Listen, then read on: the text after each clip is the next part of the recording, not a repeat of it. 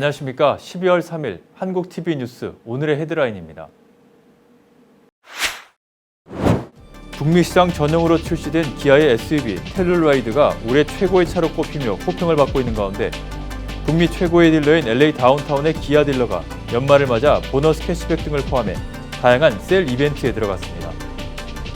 연말 쇼핑 대목인 올해 사이버 먼데이의 온라인 구매 규모가 역대 최고를 기록할 것으로 보입니다. 지난 추수감사절과 블랙 프라이데이에도 온라인 매출이 사상 최고를 기록했습니다.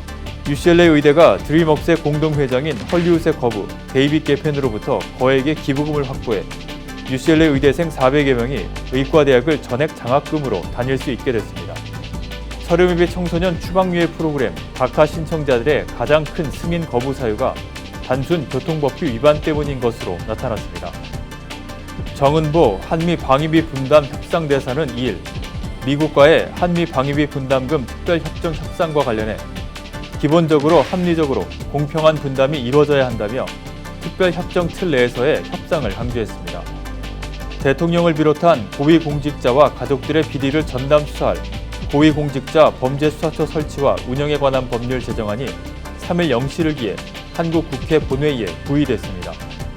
한국에서는 청년층의 취업난이 이어지면서 취직 후 갚기로 약속한 학자금을 제때 상환하지 못하는 사례도 늘고 있습니다.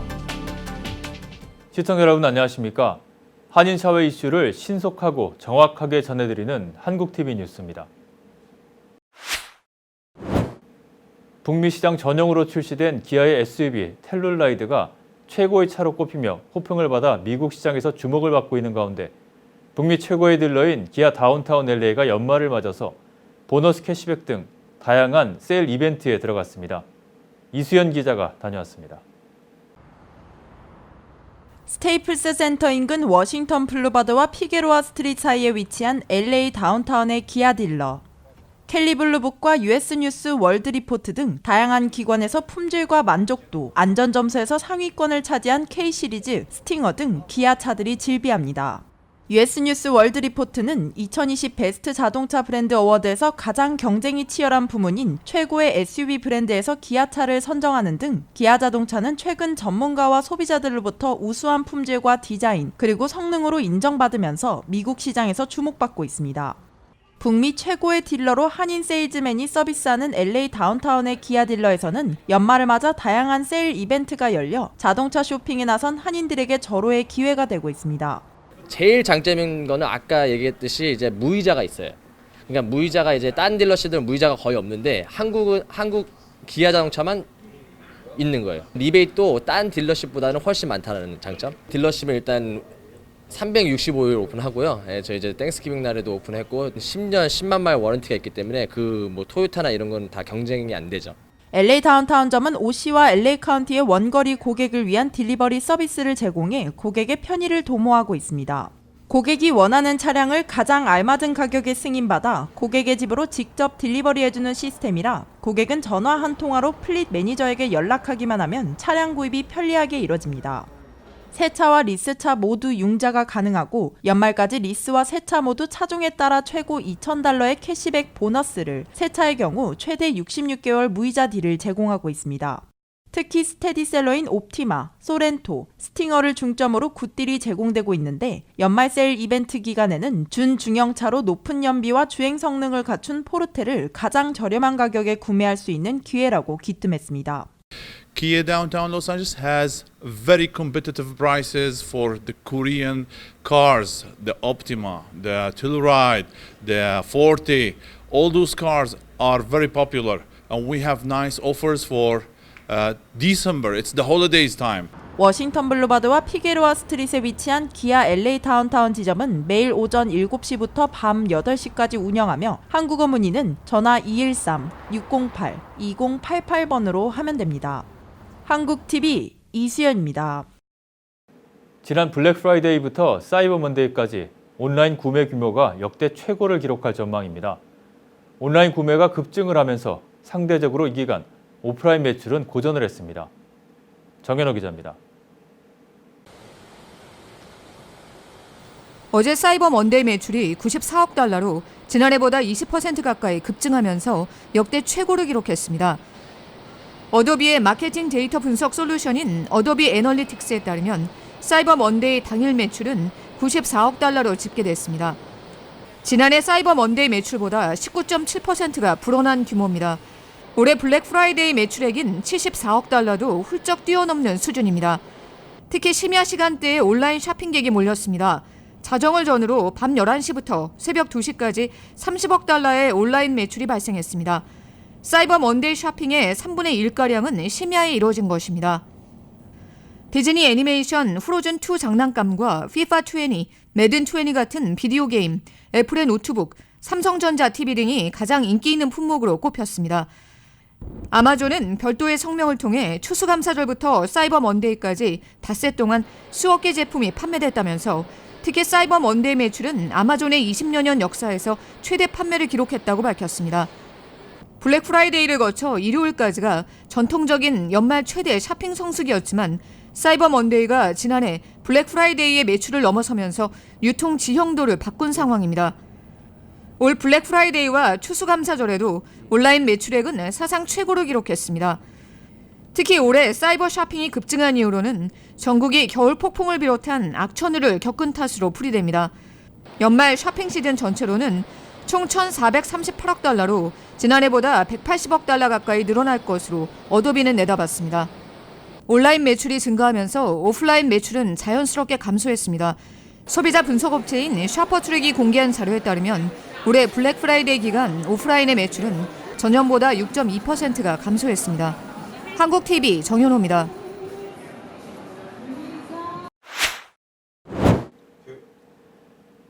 UCLA 의대가 드림웍스의 공동회장인 헐리우드의 거부 데이빗 게펜으로부터 거액의 기부금을 확보해 UCLA 의대생 400여 명이 의과대학을 전액 장학금으로 다닐 수 있게 됐습니다. 데이빗 게펜은 지난 2012년에 1억 달러를 기부한 데 이어서 이번에 4,600만 달러를 추가로 기부하기로 해 UCLA 의대는 총 1억 4,600만 달러의 기부금을 확보했습니다. UCLA 의대는 이 기부금으로 414명의 의대생에게 학비 전액과 경비를 커버하는 전액 장학금을 메릿 베이스로 지원할 예정입니다. 게펜은 UCLA 의대에 최고의 학생들을 유치하기 위해 거액을 기부한 것이라고 밝혔습니다. 해당 학생은 UCLA 의대 입학 시에 장학금 수혜 여부를 통보받게 됩니다.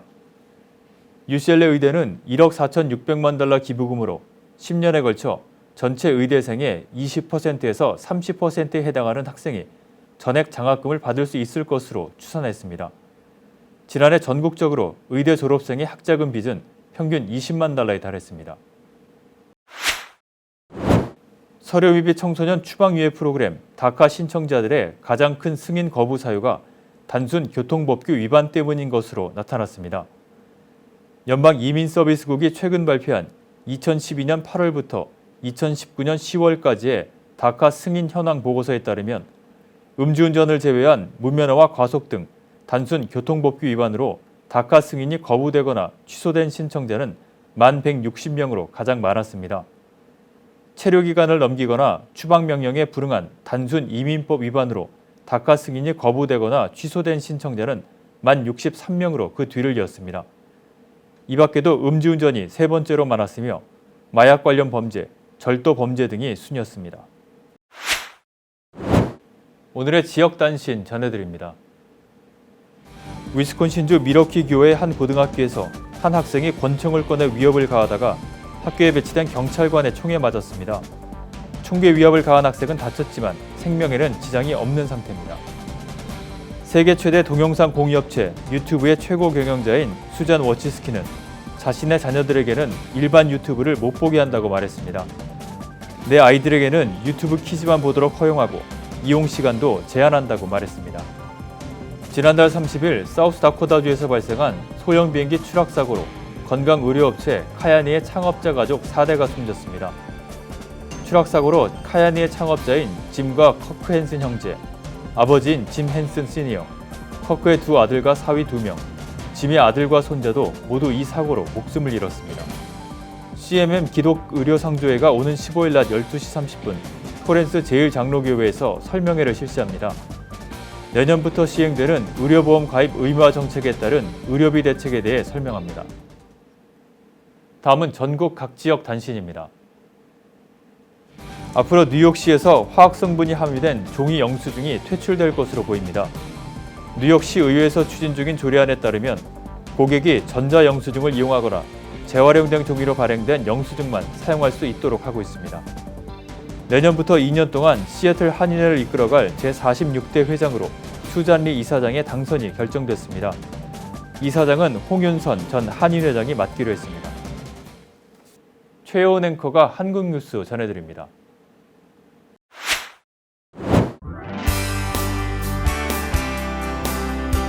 한국 내 이슈들 만나보도록 하겠습니다. 먼저 첫 번째 뉴스입니다. 정은보 한미 방위비 분담 협상 대사가 미국과 협상과 관련해 기본적으로 합리적으로 공평한 분담이 이루어져야 한다며 특별협정 틀 내에서의 협상을 강조했습니다. 방위비 분담금 4차 협상을 위해 2일 미국에 도착한 정 대사는 워싱턴 인근 댈러스 국제공항에서 특파원들과 만나 협상에서 물러설 수 없는 기본 원칙을 묻는 말에 이같이 답했습니다. 정 대사를 비롯한 한국 대표단은 3에서 4일 제임스 드하트 미 국무부 선임 보좌관이 수석 대표인 미 대표단과 4번째 회의에 나섭니다. 정 대사는 합리적이고 공평한 분담을 언급한 뒤 최종적으로는 한미 동맹이나 연합 방위 태세 강화에 기여하는 협상이 되어야 한다는 것이 가장 중요한 원칙이라며 변화가 없도록 하는 것이 저희 입장이라고 밝혔습니다. 이는 현행 특별협정에서 한국이 부담하게 되어 있는 항목인 주한미군 한국인 고영원 임금, 군사 건설비, 군수 지원비 틀 내에서 협상이 이루어져야 한다는 원칙을 강조한 것으로 해석됩니다. 또 미국이 추가로 요구하는 것으로 알려진 주한미군 인건비와 군무원 및 가족 지원 비용, 미국의 한반도 순환 배치 비용, 역외 훈련 비용 등은 수용할 수 없다는 입장을 재확인한 것이어서 협상의 험로를 예고하는 대목으로도 받아들여집니다. 앞서 지난달 서울에서 개최된 3차 회의는 드하트 수석 대표가 협상 80여 분 만에 자리를 박차고 나간 뒤 장외에서 한국이 우리 측 요청에 부응하지 못했다며 강한 불만을 표시하는 등 결렬된 바 있습니다. 미국은 올해 방위비 분담금의 5배가 넘는 50억 달러에 육박하는 금액을 요구하는 것으로 알려져 있습니다. 정 대사는 새로운 제안을 준비했느냐는 질문에 저희도 나름대로 이런저런 대안들을 준비하고 있다면서도 구체적인 언급은 꺼렸습니다. 연내 타결 가능성에 대해서는 연말까지는 타결되는 게 원칙이라고 생각한다면서도 협상은 논의 과정에서 결과가 예상보다 좀 달리 나올 수도 있기 때문에 예단해서 말씀드리기 어려운 점이 있다고 말했습니다. 대통령을 비롯한 고위공직자와 가족들의 비리를 전담 수사할 고위공직자 범죄수사처 설치 및 운영에 관한 법률 제정안이 한국 현지 시간으로 3일 0시를 기해 국회 본회의에 부의됐습니다. 검찰과 경찰의 수사권을 조정하는 검찰청법, 형사소송법 개정안도 함께 부의됐습니다. 공수처 법안과 검경 수사권 조정안은 문재인 정부의 핵심 국정과제로 이른바 검찰개혁 법안으로도 불립니다. 국회 관계자는 문희상 국회의장이 지난 10월 29일 밝힌 바와 같이 공수처법을 비롯한 검찰개혁법이 3일 0시를 기해 본회의에 자동 부의됐다고 밝혔습니다. 이로써 더불어민주당 백혜련 의원과 바른미래당 권은희 의원이 각각 대표 발의한 공수처법 제정안 등을 포함해 모두 4건의 검찰개혁법이 지난 4월 30일 패스트트랙으로 지정된 지 217일 만에 본회의 상정을 앞두게 됐습니다. 회의에 붙여졌다는 뜻의 부의는 소관 상임위원회 심사를 마쳤으며 본회의에 상정돼 표결 처리가 가능해진 상태를 의미합니다. 본회의 표결이 가능한 상태에 도달함에 따라 자유한국당의 무더기 필리버스터 시도 이후 가파르게 이어진 여야의 벼랑 끝 대치는 한층 심화될 전망입니다. 더불어민주당은 일단 패스트트랙에 태워진 공수처법을 포함한 검찰개혁법과 선거법 개정안을 정기국회 종료일인 오는 10일 전에 처리하는 게 1차 목표입니다.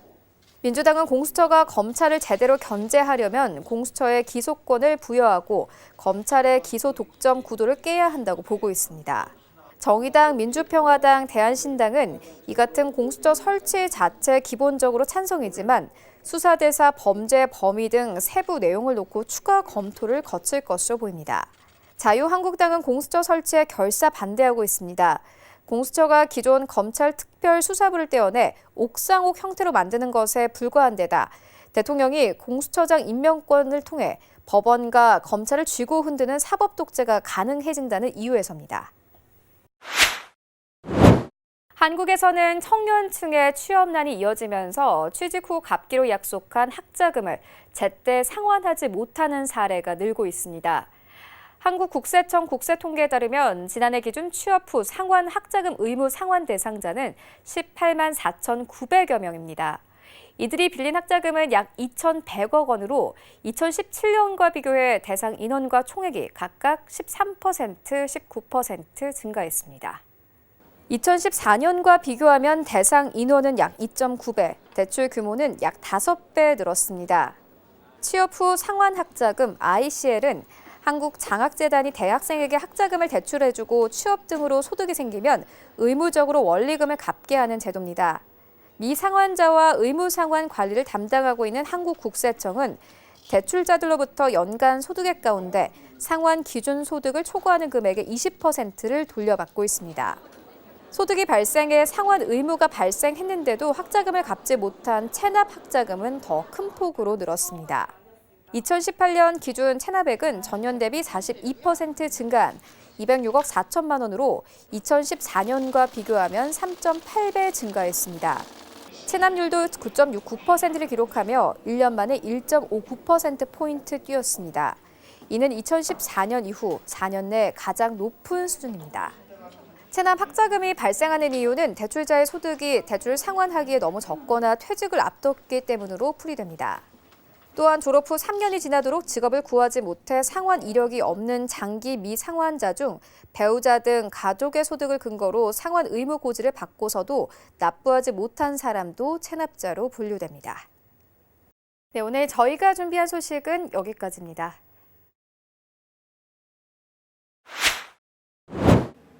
오늘의 증권가 날씨 그리고 항공기 출도착 정보 알려드립니다.